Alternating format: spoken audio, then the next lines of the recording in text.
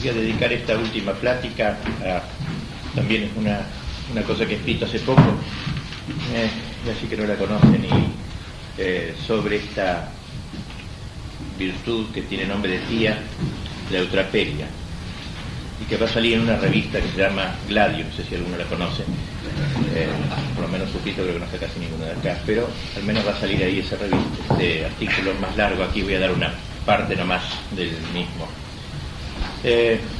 Bueno, es una virtud, por eso en ese sentido les pongo, no como una diversión, sino es una verdadera virtud, aunque humilde y pequeña, y que tiene importancia en una época bastante trágica como la que vivimos en el mundo contemporáneo. Hay problemas también más locales. A algunos espíritus adultos les parece que el juego y el espíritu lúdico son incompatibles con el cristianismo, ¿no? Empiezo así más o menos el artículo. E incluso algunos teólogos se llegan a preguntar si Cristo alguna vez se habría reído. Eso, varios teólogos se han preguntado eso. Y concluyen en general, teólogos en siglos pasados, con decidida seriedad, dice que risu abstinuit, dice nunca rió. Esto lo dicen muchos teólogos. ¿Será Dios incompatible con la risa? Por eso entonces y así el tema de la risa, del juego, de la eutrapelia, tiene que ver con el espíritu lúdico, con el juego. Por eso analizo un poco el sentido del juego primero en la escritura y luego en la cultura. Eso rápidamente lo voy a decir para ir directamente a la virtud como tal. Ante todo analizo el juego en el Antiguo Testamento. O sea, Dios concibe al mundo, ¿no? Con espíritu lúdico. Dios tiene espíritu lúdico. Quizá acaso la extrañeza, pero la misma creación del mundo y del hombre puede ser considerada como un gran juego divino. La Sagrada Escritura nos describe el acto creador en términos lúdicos. Proverbios 8 dice: yo estaba allí como arquitecto, dice la sabiduría, y me deleitaba todos los días jugando, ludens, en su presencia en todo tiempo, jugando en el orbe de la tierra. Podríamos decir entonces que el Padre eterno el Padre Creador haya su gozo en la contemplación de su Hijo, su sabiduría eterna, arquetipo, como vimos, causa ejemplar de todo lo creado, que juega esplendorosamente delante de él. Porque la existencia del mundo no es necesaria, pero tampoco es casual. Si fuera necesaria, Dios no sería un creador libre. Si fuese casual, el creador libre no sería Dios, sería un ser caprichoso. Y por tanto, Dios ha creado las cosas en un acto de pura complacencia divina. Por eso podemos decir que la creación es un esplendoroso juego de Dios, un juego de su insondable sabiduría. Como meditábamos hoy, los seres creados no son sino un conjunto de huellas o imágenes, si se trata de seres espirituales, que guardan proporción con Dios. Y así como la creación es un acto totalmente gratuito, al llevarlo a cabo Dios no buscaba ningún tipo de utilidad, nada pragmático, creaba por gusto, creaba para alegrarse de lo que hacía, por mera exuberancia, para vestir al mundo con su hermosura, y de ahí el lujo desbordante. Dios no hizo todo marrón, digamos, en el mundo. Hay un lujo desbordante que es propio justamente del exuberante, del que juega, la variedad de los animales, de las plantas, la diversidad de los cantos de los pájaros, la inagotable paleta de los colores, un verdadero derroche de riqueza. Pero podríamos decir que Dios no cierra su juego el sexto día de la creación, sino que sigue jugando a lo largo de los siglos, como decíamos, con la conservación de las cosas en su ser, ya que la conservación es una especie de repetición del acto inicial, y bien sabemos cómo la repetición es un elemento esencial de todo juego. Y a este respecto escribe esta frase Chesterton que le cité así de paso: todo el imponente materialismo, dice, que domina las mentes de hoy, descansa en una presunción falsa. Se supone que es muerte una cosa que constantemente se repite. La gente siente que si el mundo fuera personal, variaría. Si el sol tuviera vida, bailaría. Los niños, que rebosan en vitalidad libre y altiva, quieren las cosas repetidas y sin cambios. Siempre dicen, hazlo otra vez. La gente grande no es suficientemente fuerte para regocijarse en la monotonía, pero tal vez Dios sea bastante fuerte para regocijarse en ella. Es posible que Dios diga al sol cada mañana, hazlo otra vez, y cada noche diga a la luna, hazlo otra vez. Dios espeja entonces en sus criaturas, las creó jugando, y jugando las conserva en su ser. Y podríamos decir que todo el Antiguo Testamento, de alguna manera, es la continuación de este juego inicial.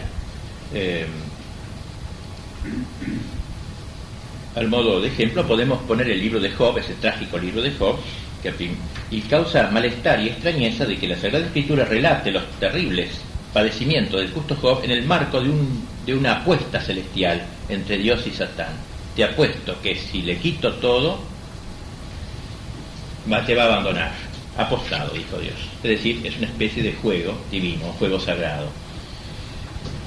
Es que, como escribió Charpegui, hay un juego de la gracia por la que el perdedor gana y el perdido alcanza la salvación, en el caso de Job. Si pasamos al Nuevo Testamento, hay también algunos elementos lúdicos. Cristo no carecía de humor, evidentemente, no carecía de humor. Es decir, que el rico es comparable a un camello que no puede pasar por el ojo de una aguja, etc.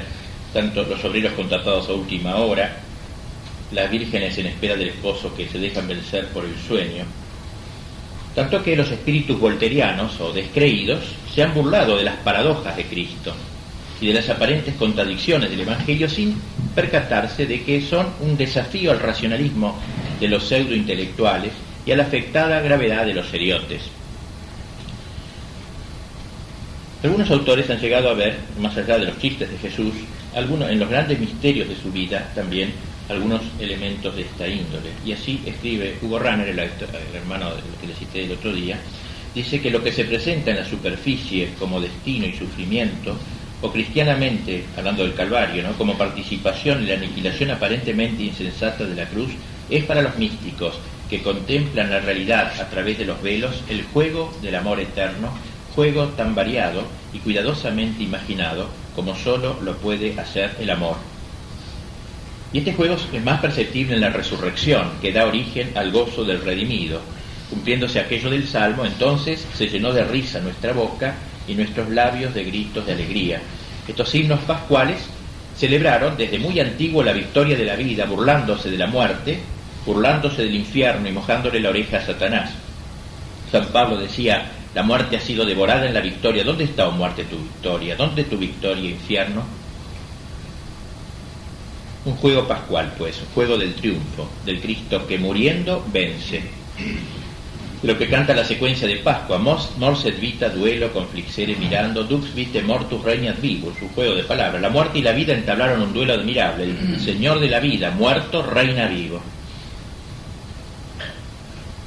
Podría decirse entonces que el entero misterio pascual es el gran juego del amor divino redentor. Ese me buscaréis y no me encontraréis, que decíamos que a Dios como le gusta jugar con nosotros a las escondidas. Y en este gozo de Cristo en el que nos hace tomar parte, se proyecta en el más allá, en la escatología, porque en la tierra este juego es siempre precario, interrumpido frecuentemente por los propios pecados. Por eso acá el juego, como bien dice un autor, nunca será sino un preludio. Prejuego, preludio, este juego de ludre, preludio. O sea, esta vida, el juego de esta vida siempre será un preludio, un vestíbulo del juego supremo y sin fin que describe el Apocalipsis, la entrada en el juego eterno, digamos así. Así que tenemos algunos elementos ya que nos permiten acercarnos a esta virtud de la eutrapelia que regula los juegos en la vida y la diversión y el buen humor en la vida. Después sigue un capítulo que nos ocasiona aquí el juego en relación con la cultura, o sea, cómo el juego está en el origen de toda la cultura occidental. El juego y la universidad, el juego y el teatro, el juego y la poesía, el juego y la música, el juego y la jurisprudencia, el juego y el comercio, el juego y la milicia, etc. O sea, como todo el juego ha salido, todo el orden de la cultura nuestra tiene elementos lúdicos muy importantes. Quiere decir que el juego es algo que hace a la civilización, ¿no? Dedico luego un capítulo, y eso es algo que quiero decir sobre el juego y el culto. O sea, también el culto que es parte de la cultura, la palabra culto y cultura son del mismo origen, también tiene de alguna manera una relación con el juego. El culto, el que ha tratado muy bien este tema es Guardini, en su libro El espíritu de la liturgia.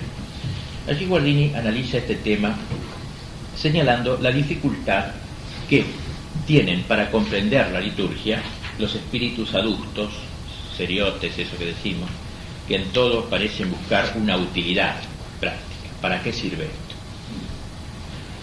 hablando en rigor, muchas cosas no son útiles, como dice Guardini, pero tienen sentido, que no es lo mismo. Como los posee, por ejemplo, la obra artística, dice, cuando es verdaderamente tal. O sea, una obra artística no hecha para venderla, que ya sería ya un fin, sino la obra artística hecha para expresar la verdad en el esplendor de la misma. Le basta para su dignidad, dice Guardini, ser la obra de arte un reflejo de la verdad, y en este sentido es algo superfluo, en el sentido noble de la palabra, algo superabundante, algo inútil.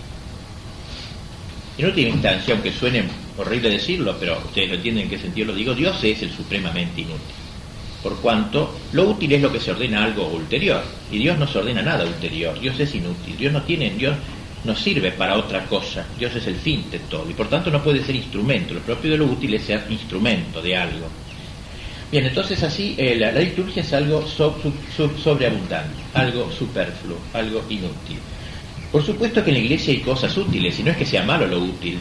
Por ejemplo, el engranaje eclesiástico, administrativo, el derecho canónico, pero también hay dentro del cristianismo algunos elementos que son soberanamente, digamos así, ajenos al criterio de utilidad, y uno de ellos es la liturgia. Claro que también en el campo litúrgico hay fines prácticos, incluso educativos, pero la liturgia no los intenta siguiendo un método docente deliberado, sino más bien creando una atmósfera espiritual propicia para su logro. En lo más profundo de su esencia, la liturgia desconoce la finalidad práctica, el interés utilitario. Porque en la liturgia el hombre no se vuelve tanto hacia sí mismo, y lo útil siempre de algún modo mira hacia uno mismo, sino que dirige hacia Dios sus miradas y sus aspiraciones, absorto en la contemplación de los esplendores divinos. Justamente Guardini relaciona este carácter inútil de la liturgia con aquellas palabras de Proverbios a que me referí antes, donde la eterna sabiduría, dice, muestra su delectación jugando en presencia de Dios en todo tiempo, jugando en el orbe de la tierra. Y asimismo lo relaciona con sus manifestaciones vitales de esa misma sublime inutilidad, con dos manifestaciones, que son los juegos del niño y las creaciones del artista. El niño, en sus juegos, jamás se propone conseguir ningún fin, hasta que no se hace perverso el chico ya cuando empieza a profesionalizarse, ¿no?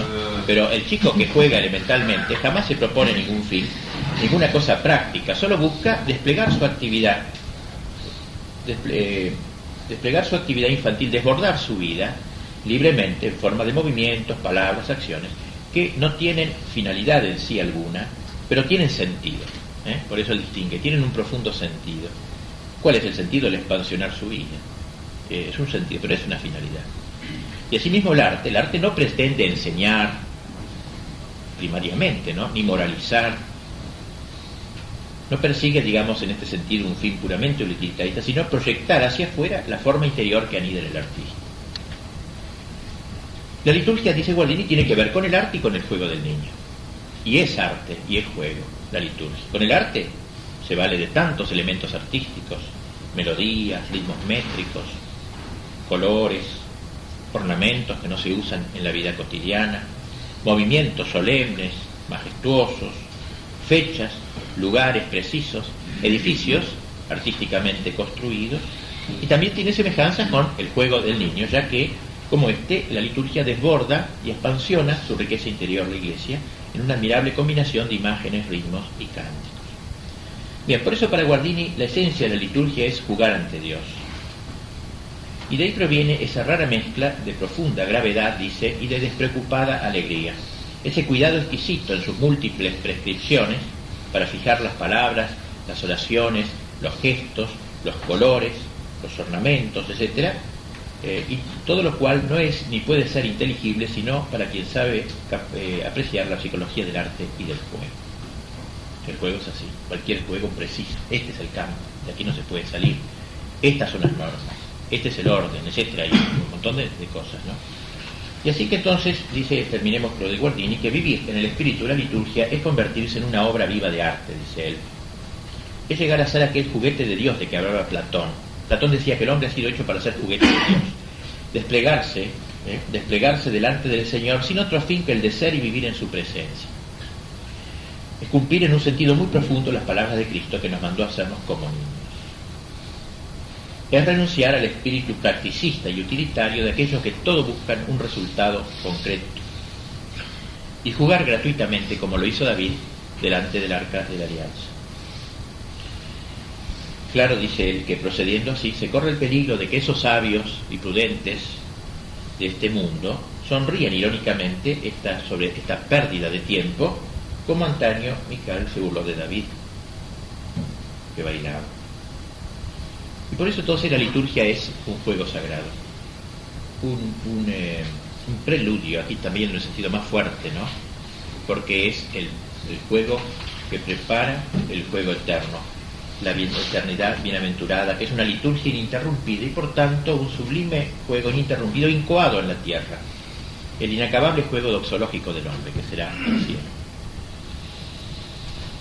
Y en este aspecto me parecía bien incluirlo aquí al hablar del juego, o sea, el juego en relación con la cultura, el juego en relación con la liturgia, con el culto y con la liturgia cristiana.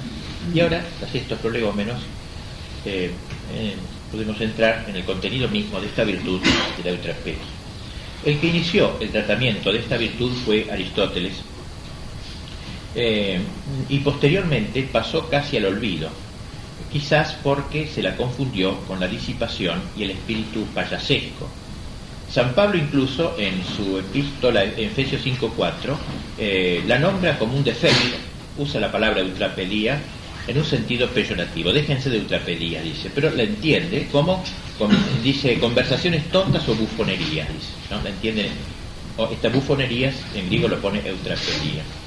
Término que la Vulgata traduce por scurrilitas, es decir, la actitud del que está siempre chacoteando, que veremos que es uno de los pecados contra la eutrapelia verdadera.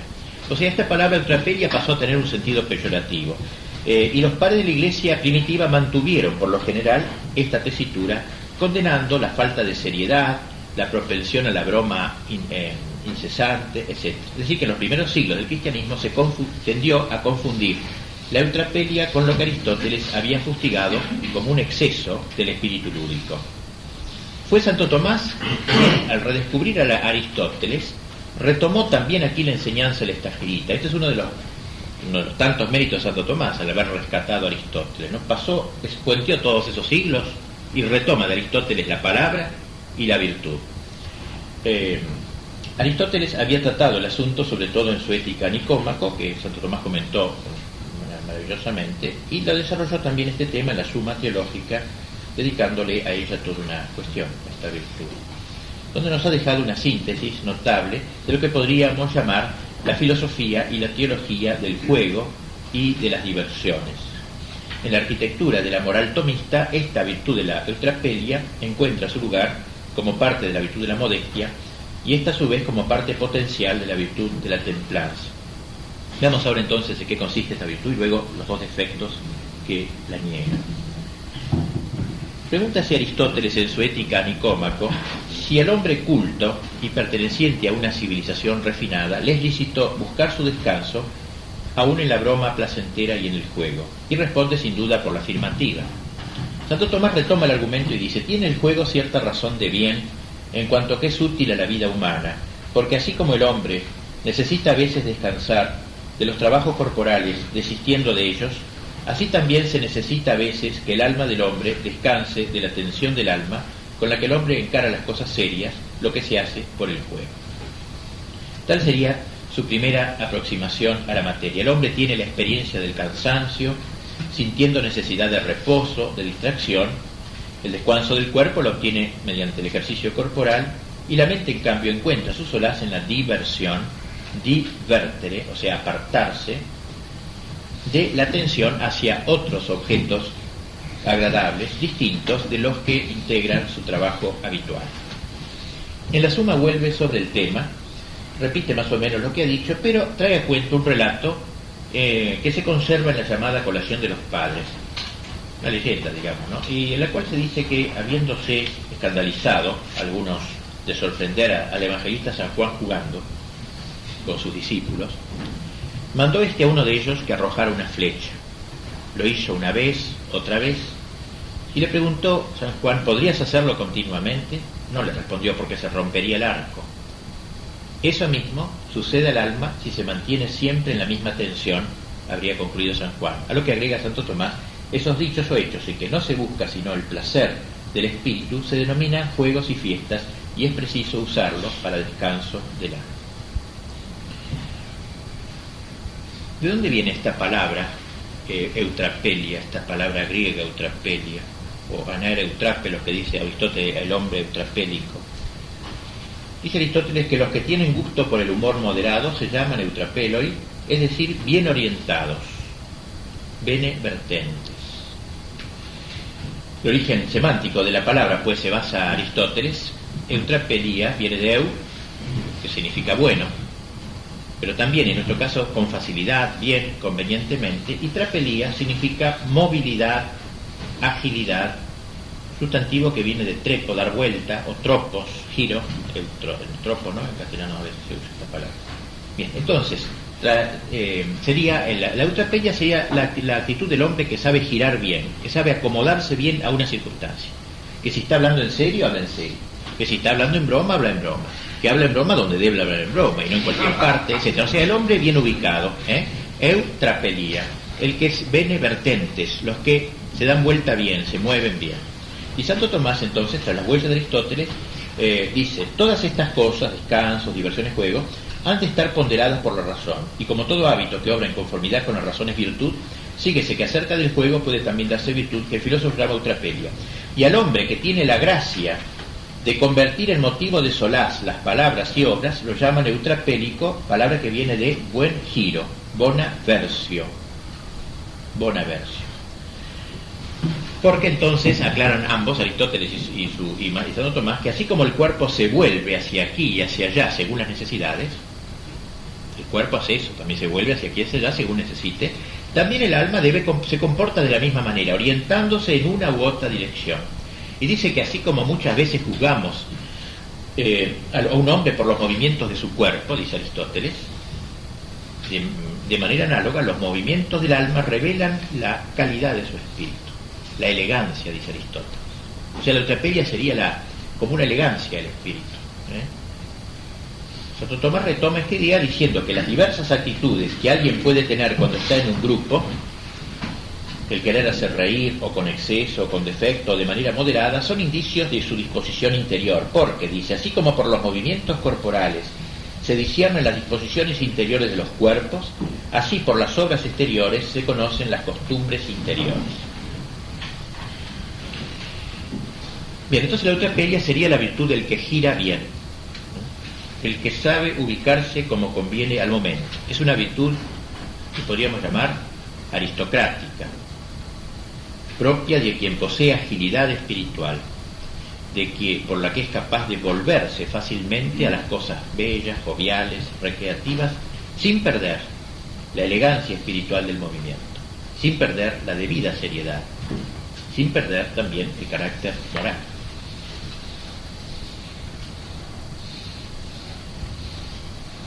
Por supuesto que terminamos con esto, lo que dice sobre la eutrapelia Santo Tomás y Aristóteles, que el juego no es lo supremo de la vida, por grande, por ennoblecedor que sea, no parece que pueda ser considerado como el sumum de la vida. Aristóteles se pregunta a este respecto si la felicidad se encuentra en la virtud o en el juego, y responde, la felicidad no consiste en el juego, sería un absurdo que la diversión fuera el fin de la vida.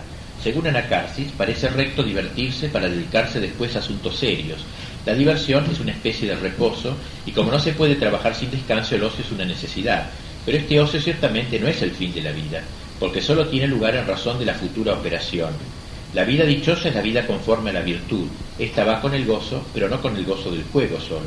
Las cosas serias son mejores que las motivas a risa y a chanza, y el acto de la mejor parte del hombre, o de lo mejor del hombre, se considera siempre como el acto más serio.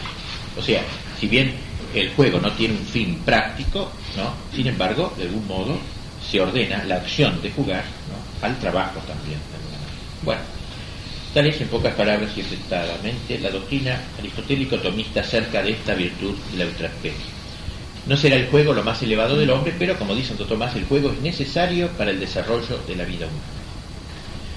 La virtud de aquellos que, al decir de Aristóteles, saben desenvolverse bien, comportarse adecuadamente cuando están en grupo, ocupó un lugar importante en el sistema de virtudes del hombre culto tradicional. Fue en ese clima de eutrapelia donde se formó el ideal del hombre griego, a la vez alegre y serio, es la virtud que rige las relaciones de la amistad y la afabilidad. La ética cristiana heredó entonces, gracias a Santo Tomás, este ideal del humanismo griego y lo llevó a su plenitud, ya que en realidad solo el cristiano es capaz de realizar perfectamente esta virtud.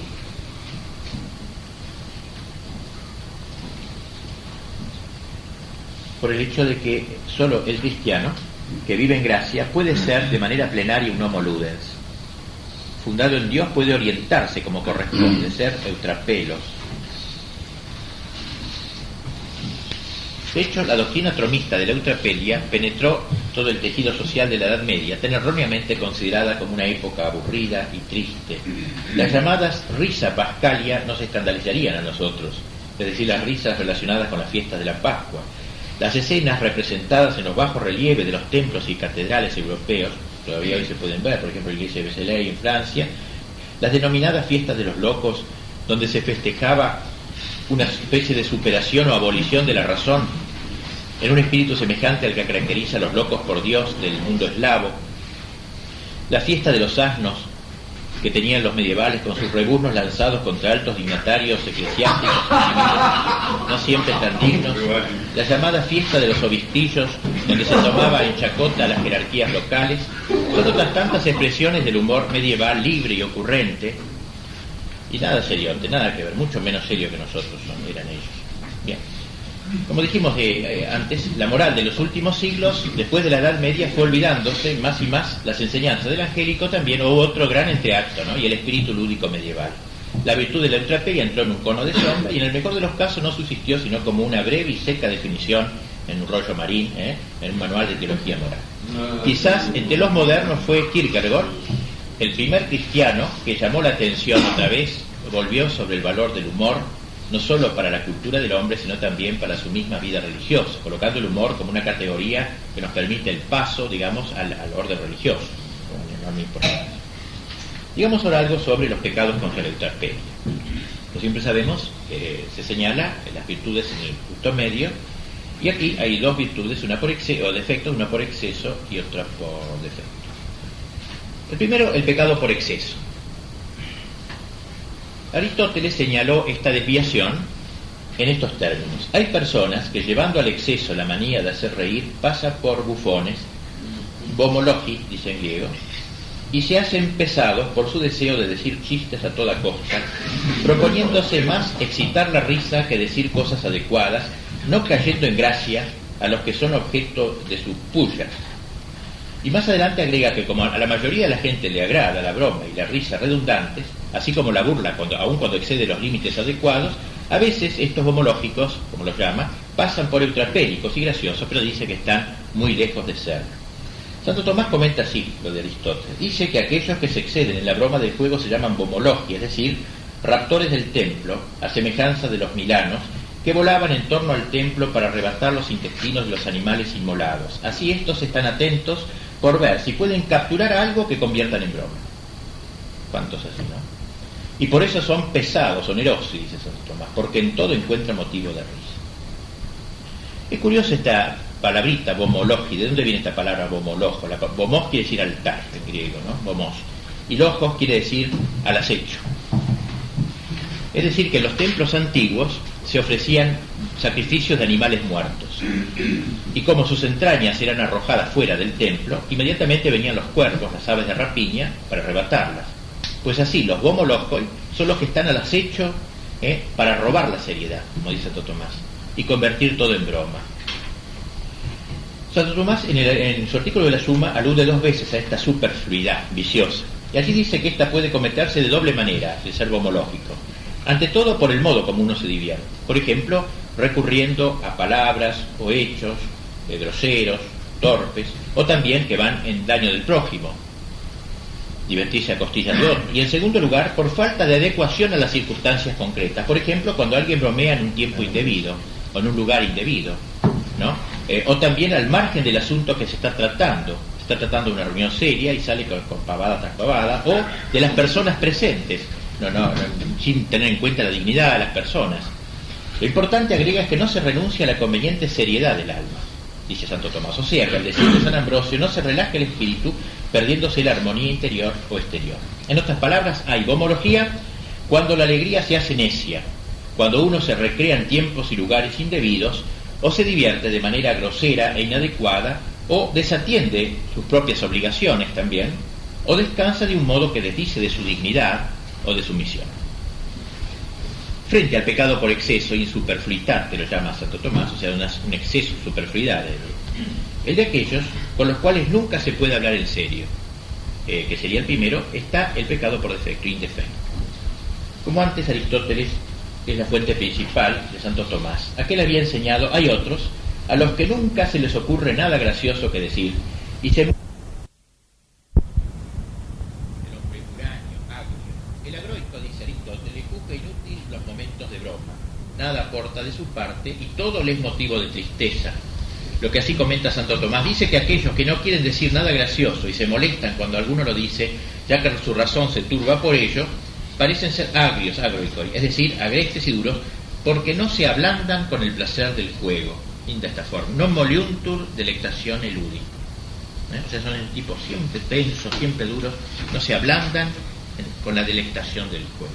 Y agrega el Aquinate que el agrio es vicioso por cuanto abomina totalmente del juego que es necesario para la vida humana a modo de descanso. Bien, tal sería el extremo este de los hoscos y estirados, que consideran levedad toda pérdida de tiempo, o relajamiento todo chiste, toda humorada. En la suma, Santo Tomás es tajante frente a ellos. Todo lo que se opone a la razón es vicioso, dice, y es contra la razón el que alguno se muestre pesado, otra vez usa onerosum, por ejemplo, no diciendo nada placentero, o también impidiendo el recreo ameno de los demás. Pecar por defecto en el juego es no proferir siquiera un chiste y mostrarse molesto cuando los demás bromean, pues no se tolera la gracia moderada de sus semejantes. Estos tales son viciosos, y Aristóteles los llama duros y agrestes. Huizinga, este autor que le cité la otra vez, que ha escrito un libro muy lindo, se llama Homo Ludens, es un protestante holandés, aporta una observación no carente de originalidad. Dice que el jugador que infringe las reglas del juego, o se sustrae a ellas, tiene algo de este hombre agroico, de aguafiestas, tiene algo de agroico. Sustraerse las reglas del juego, dice, es como proclamar la relatividad y la fragilidad del mundo lúdico. Es arrebatar al juego la ilusión, la inlusio, literalmente no entrar en el juego. Ilusión, inludere, el no querer entrar en el juego cuando debe entrar. Eso de ahí viene la palabra ilusión. Bien, la actitud del heroico pues es también muy mala. Sin embargo, como el juego no es lo más importante en la vida, según dijimos antes, la heroiquía parece ser menos grave que la bomología en general. Y de Santo Tomás, dado que el fin del juego es proporcionar un descanso agradable, y esto no puede ser jamás un fin por sí mismo en la vida humana, el vicio por defecto es siempre menor que el vicio por exceso. Por eso recomienda Aristóteles tener pocos amigos para recrearnos, y que en la vida basta con poco esparcimiento para condimentarla, lo mismo que poca sal es suficiente para conservar los alimentos. Tal entonces el análisis de la virtud con los dos vicios que se le oponen. Y ahora termino el artículo con un excurso sobre el mundo moderno, en el sentido de cómo el mundo moderno ha perdido el sentido lúdico, ha perdido en buena parte el sentido lúdico. Huizinga lo ha hecho en su magnífico libro, Homo Ludens, mostrando cómo ha ido perdiendo en estos últimos siglos, después de la Edad Media, contrariamente a todo lo que la gente cree, ¿no es cierto?, que la Edad Media es una época aburrida, etc. Al revés. Desde el Renacimiento para aquí comienza todo un proceso, digamos, de pérdida de sentido lúdico en el arte, en la política, lo explica la jurisprudencia, en la economía, en la guerra. La guerra era muy lúdica, no voy a explicarlo, lo explico ahí en el artículo luego. Había todo un desafío, hay vestiduras, hay un juego. El juego militar, la guerra moderna no hay juego. Son las bombas inteligentes, ¿no? Esas últimas del Golfo, apretar un botón, etcétera. No hay juego, se acabó todo en la relación lúdica entre dos hombres que combaten. Y eso es verdaderamente dramática, la pérdida de todo el orden, ¿no es cierto? Algo quedan algunas cosas de este sentido, pero realmente se ha ido perdiendo. Y Huizinga con gran inteligencia dice que esta pérdida de sentido lúdico es porque se ha perdido el anclaje de todo lo humano en el orden de la religión, en el orden sacral, que es propio de las sociedades tradicionales. Curiosa la observación, y por eso ha perdido el sentido lúdico. Lo sacral tiene algo de lúdico. Cuando se pierde lo sacral, el hombre se vuelve serio, una mala seriedad, o si no, se vuelve bufón. Bueno, si vamos entonces aquí yo explico en los dos grandes bloques que han dominado el mundo hasta su tiempo. En el mundo democrático occidental, muestro cómo ya a partir del Renacimiento se ha ido perdiendo progresivamente el verdadero humor. En el ámbito del protestantismo, esta pérdida del humor y de la alegría de vivir se dio con mucha más fuerza que en el catolicismo. Moltmann, que es protestante, el autor es de la Teología Esperanza, lo reconoce, a pesar de ser protestante, e intenta una explicación. Dice que, curiosa e inteligente la explicación, que la Reforma impugnó mediante su tesis de la sola fides, que justifica sin las obras, impugnó la justificación por las obras que defendía la Iglesia medieval, con sus penitencias, indulgencias y limosnas. Y entonces, dice Moltmann, la Reforma suprimió las fiestas, los juegos. Fíjense qué curiosa la derivación. O sea, como no hay como no hay obras, en realidad, ¿no? La justificación por la sola fe, y entonces no hay cuaresma, no hay nada de eso, entonces tampoco hay juego. El cristianismo, después de la cuaresma, hay juego. Está la Pascua, está el banquete, está la fiesta, está la torta, como dice Chesterton. El cristianismo ha asumido la salchicha alemana del norte, de los germánicos, ha asumido la diversión y la ha integrado con la fe. El protestante se ha quedado seco y esterilizado en su sola fides, en realidad, y entonces, dice Moltmann, suprimió las fiestas, los juegos y estas válvulas de escape, digamos, que dice que tenía aquella sociedad. Y las consecuencias, termina, para aquellos que aún querían creer en la justificación por la sola fe, fueron, ¿cuáles? La ahorrativa sobriedad puritana y el mundo industrial del trabajo. O sea, el famoso tema del capitalismo, el origen, el hombre que ya trabaja incesantemente en lucro, etc. Todo eso lo volcó a eso al hombre protestante. Inteligente la observación después de Moltmann. Por eso dice él que en ninguna otra parte se promovió tanto la moral de producción como en los países protestantes. El juego se hace prácticamente inviable en una sociedad utilitarista como es la occidental. En Occidente se ha olvidado casi la verdadera alegría y el juego desinteresado. Solo se busca ganar dinero y si se descansa es para lucrar más y mejor. Por eso, paradojalmente, la época moderna ha multiplicado los lugares de diversiones, etc., pero en realidad son en orden a que la gente esté en condiciones de volver a producir otra vez, rindiendo siempre más. Es decir, este mundo capitalista es un mundo de rendimiento, de excesiva concentración en el trabajo utilitario, y como acertadamente dice el mismo Moltmann, el que solamente pone el sentido de su vida en lo que tiene de aprovechable y útil, terminará necesariamente en una crisis vital cuando en la enfermedad y en la pena le parezca todo, e incluso él mismo, inútil y desaprovechado. Los juegos tienen, por cierto, algo de inutilidad. Sin embargo, como ya lo hemos dicho, inútil no es sinónimo de desdeñable. Piper ha exaltado, con pluma maestra, el valor de ciertas inutilidades, como por ejemplo las fiestas, y acabamos de ver cómo Guardini exalta la inutilidad de la liturgia. Es en este sentido que los antiguos daban la primacía al ocium sobre el nec ocium, no ocio. Y Aristóteles decía que estamos no ociosos para tener ocio. Bien, es decir que el mundo occidental, por su manera de entender las cosas, liquida el ocio, la diversión. Y el mundo marxista también. El mundo marxista, que se pretende cientificista y por tanto alérgico al juego, ama la dialéctica y la contradicción, lo inhabilita para la ironía y el humor. Aquí en el artículo puse puro taller porque bien ha dicho el padre Alberto Escurrano, que presumiblemente constituirá el prólogo de sus obras completas. Esa página única que escribió me cae una vez, un momento de distracción. Dice que el humor marxista, dice, no es auténtico y por tanto no es humor. Es ácido, agrio, corrosivo, una herramienta de lucha dialéctica al servicio de la destrucción, de la disgregación. Ello se debe a que el marxismo, al introducir la contradicción en el mismo corazón de la realidad, se vuelve ciego para contemplar la armonía de las formas y por tanto el ridículo de lo deforme.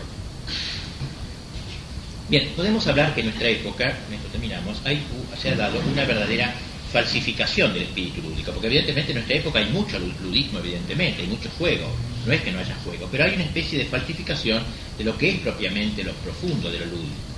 Lo que los antiguos llamaban ocium, ¿no?, era algo noble, como vimos, era una especie de recogimiento espiritual, una retoma del hombre, reconcentración del hombre en lo más íntimo y profundo de su ser. De ahí la relación del ocium con la fiesta, con el culto y con el descanso dominical, que tenía ese sentido, para que el hombre se recoja, se retome.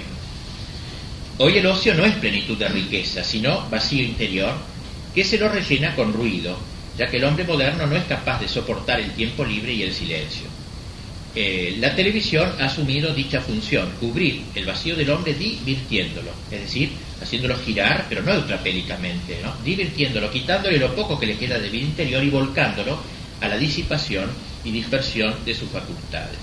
La propaganda actual, escribe Huizinga, que quiere apoderarse de todos los rincones de la vida, trabaja con recursos adecuados para producir histéricas reacciones de masas y, por consiguiente, a pesar de las formas lúdicas que adopta tan a gusto, no puede ser considerada como una manifestación moderna del espíritu de juego, sino como una falsificación.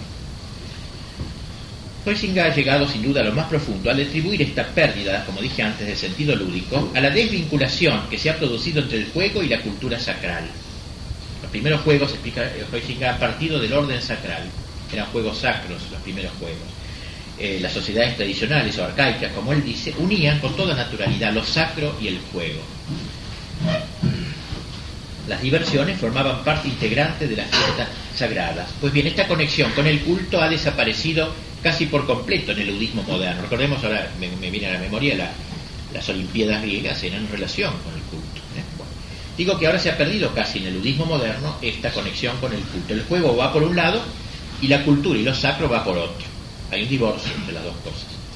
La sociedad moderna está llena de animadores, de artistas, de deportistas, que son los que protagonizan todo lo que podríamos llamar hoy el campo de las diversiones. Y no deja de resultar altamente subjetivo lo que de ellos dice Santo Tomás, exaltando por una parte el rol social de esta gente, pero señalando al mismo tiempo el peligro que dichas actividades pasan a significar cuando se desorbitan. Y así, al tratar del vicio de la bomología, él mismo se autoobjeta, Santo Tomás, en las objeciones, ¿no? Según puede verse, abundan en gran manera los que se dan al juego, histriones in ludo, dice, ¿no? Ordenando a él toda su vida. Si la sobreabundancia del juego fuese pecado, entonces todos los histriones estarían en estado de pecado.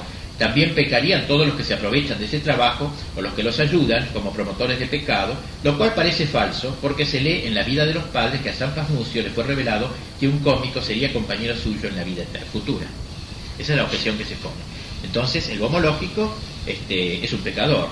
Y responde, a lo tercero hay que decir que, como se ha dicho, el juego es necesario para el desarrollo de la vida humana. Para todo lo que es útil para el desarrollo humano pueden dedicarse algunos oficios lícitos. Y por tanto, también el oficio de los histriones, que se ordena dar descanso a los hombres, no es en sí mismo ilícito, ni están en estado de pecado, con tal que usen del juego moderadamente, esto es, no recurriendo a palabras o hechos ilícitos para jugar, o no jugando en asuntos y tiempos indebidos, y aunque en las cosas humanas no tengan otro oficio en relación a los demás hombres, sin embargo, en relación a sí mismos y a Dios, realizan otras obras serias y virtuosas, por ejemplo, cuando rezan, como el gordo Porcel, y ordenan sus pasiones y operaciones, y también cuando dan limosna a los pobres, de donde aquellos, dice, que moderadamente lo financian, no pecan, sino que obran con justicia, dando un sueldo a su trabajo. Con todo, si alguno gastara superfluamente lo suyo en tales personas, o también sustentara a aquellos histriones que practican juegos ilícitos, pecan, en cuanto que fomentan el pecado en ellos. Este texto me parece que no tiene desperdicio, porque allí quedan denunciados los histriones al estilo de tantos que conocemos, por ejemplo, al estilo de los luthiers mismos, que hacen reír, satirizando elementos tomados de tradiciones y leyendas, o burlando la música clásica, es decir, tomando en solfa lo que de por sí no debe estar sujeto a la burla. Quedan señalados también los que pagan sumas exorbitantes a los artistas o deportistas, o incluso subvencionan a cómicos pornográficos. Por tanto, hay un gran pecado por exceso en el mundo moderno. Y este pecado va logrando un consenso general, se va haciendo social. El exceso del juego, enseña Santo Tomás, forma parte de la alegría necia de que habla San Gregorio.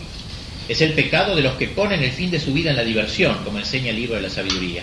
Creyeron que nuestra vida era una juerga, contra lo cual dice Cicerón, dice Santo Tomás, que no hemos nacido para el juego y la diversión, sino para ejercitarnos en pensamientos más altos y serios. Bien, entre nosotros, esta tergiversación del espíritu lúdico va llevando a una exaltación desmesurada del papel de los histriones en la sociedad. Hoy los personajes de la farándula o los ídolos del deporte son elegidos como candidatos, y desgraciadamente ganan, para ocupar puestos políticos o invitados a opinar de omni re possibile, si es que no son contratados para ser de comunicadores sociales o, como se dice, formadores de opinión.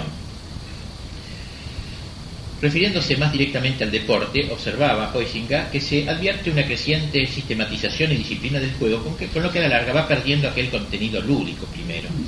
Asimismo, la actitud del jugador profesional no es ya la auténtica actitud lúdica, pues están ausentes en ella lo espontáneo y lo despreocupado. Y de esta manera también el deporte se va alejando más y más en la sociedad moderna de la pura esfera del juego y se va convirtiendo en una actividad sui generis. Ya no es juego, pero tampoco es algo serio. Las demostraciones de masa, concluye Huizinga, continúan siendo, por mucha importancia que revistan para los participantes y los espectadores, una función estéril en la que se ha extinguido en gran parte el viejo factor lúdico. Es curioso, pero el deporte se está convirtiendo en lo único que apasiona a nuestros contemporáneos. Como me hacía notar el padre Curra hablando con él antes de preparar este artículo, él me decía que los mismos que hoy se proclaman pacifistas y juzgan que toda guerra es injusta, son capaces de matar a un adversario de su cuadro futbolístico o de dar la vida por su cuadro preferido. Es decir, que el espíritu guerrero se transporta al fútbol bajo la forma de barras bravas, haciéndole perder su sentido original de competencia deportiva. En cambio, las guerras reales, por ejemplo la del Golfo o la de las Malvinas, son seguidas como si se tratase de un partido de fútbol. Cada barco inglés que hundíamos, el pueblo argentino gritaba gol prácticamente.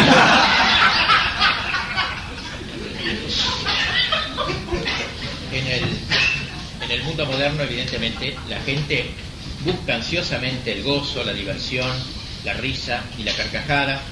Parece feliz, pero muchas veces el fondo de las almas está anclado en la más lúgubre desesperanza. Decía Piper que un hombre desesperado, en su fondo más último, puede mostrarse completamente optimista ante los demás y ante sí mismo en los penúltimos dominios de su ser, si sabe cerrar herméticamente la cámara más íntima de la desesperación, de modo que no pueda salir ningún quejido. Y dice que esto es una virtud, una verdadera virtuosidad del hombre de nuestro tiempo.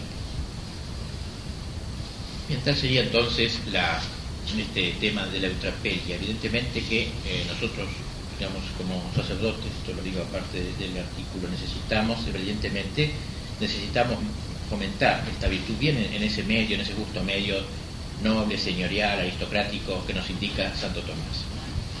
Es cierto que nuestra época no ayuda demasiado a la verdadera alegría, porque, como decía el mismo Moltmann, solo en la libertad es posible reír, y la libertad se hace cada día más difícil de encontrar, la verdadera libertad. Pero ello no nos debe llevarnos a broquelarnos, digamos, en una seriedad apergaminada. Hay sí en el mundo de hoy mucha risotada, güera, superficial, pero no por el hecho de que en nuestro tiempo actúen tantos homológicos que reeditan el desenfreno y la obscenidad que Aristóteles censuraba en la comedia griega decadente. Hemos de convertirnos en agroicos, renunciando al ideal cristiano del hombre seriamente jovial y afable.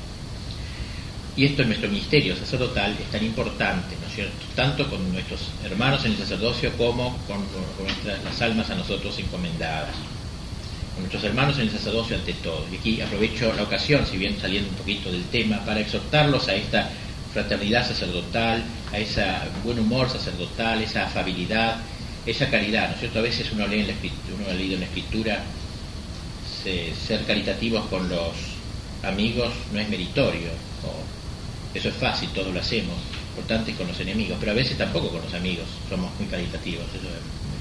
Y yo pienso que es importante entre los sacerdotes esa caridad, esa afabilidad, este espíritu, ¿no es cierto?, el visitarse, mucho más ahora en estos tiempos que comienzan para ustedes, es muy importante. No puede ser que un hermano de ustedes esté enfermo 2 meses, 3 meses, un antiguo amigo, compañero de seminario, y no visitarlo. Y eso hay que hacer un esfuerzo para a veces podrá ser un poco a contrapelo, pero es muy importante esa hermandad sacerdotal. Y con los fieles también. El sacerdote homológico hace mucho mal, porque con él no se puede hacer nada prácticamente, no se puede hacer absolutamente nada. Todo es risa, todo es burla, todo es chiste, todo es tomar en solfa. Cualquier palabra le busca qué relación con otra para reírse, que no se puede hablar de nada. Y también con el sacerdote agroico es imposible no hacer nada, ¿no?, porque es totalmente estirado, serio, ¿no? Pero por eso es importante esta virtud. Hoy hay católicos, como aquí al final de mi artículo, a los que siempre se los ve tensos, angustiados, con cara larga, agobiados por el cúmulo de males que hay en el mundo. Y esto nosotros también, ¿no?, los vemos más que los laicos, los sacerdotes, ¿no? Pero eso nos lleva al peligro de hacernos inabordables, de ser aguafiestas, siempre al acecho, para extinguir un chiste en ciernes, como decía Aristóteles, o creer que un bromista es siempre un relajado. Y este tipo de sacerdotes son peligrosos, no solo para los demás, para sí mismos, ya que fácilmente pueden quebrarse. Al mantenerse constantemente en estado de tensión, en cualquier momento son capaces de estallar. Y una actitud semejante además resulta un antitestimonio. Por algo decía Nietzsche, hablando de los cristianos, sería preciso que entonara mejores cantos para que yo creyera en su Salvador. Sería preciso que sus discípulos tuvieran más traza de redimidos, o sea, un aire un poco más risueño. Como decía un autor, si no fuera porque podemos tomar a broma tantas cosas, tendríamos que estar siempre llorando y no podríamos hacer otra cosa, dicen los que están realmente dedicados al trabajo. Es la risa la que tiene que mediar entre la ilimitación de las tareas y la limitación de la fuerza. Tomarnos un poco en broma a nosotros mismos, nosotros no somos la divina providencia. Los impíos combaten a Dios, pero el Señor se ríe del impío, leemos en la Escritura. Y por eso los que queremos combatir con Dios a su lado en este gran combate, también debemos acompañarlo en su risa. Sería pues muy conveniente volver a valorar esta virtud de esta tía tan simpática, doña Eutrapedia, y de cara a la felicidad eterna, al gozo eterno, al humor eterno. No en vano las descripciones de la escatología cristiana evocan lo que para todo el mundo ha sido la niñez, la risa despreocupada, la admiración extasiada de la exuberancia y bondad de Dios, la nueva inocencia, la broma perenizada. Por cierto que en el entretanto nuestra época se revela con su enorme tragicidad, pero también muestra ribetes cómicos realmente, o mejor es tragicómica. No nos quedemos siempre en sus facetas trágicas, sepamos de tanto en tanto reírnos de sus ridiculeces.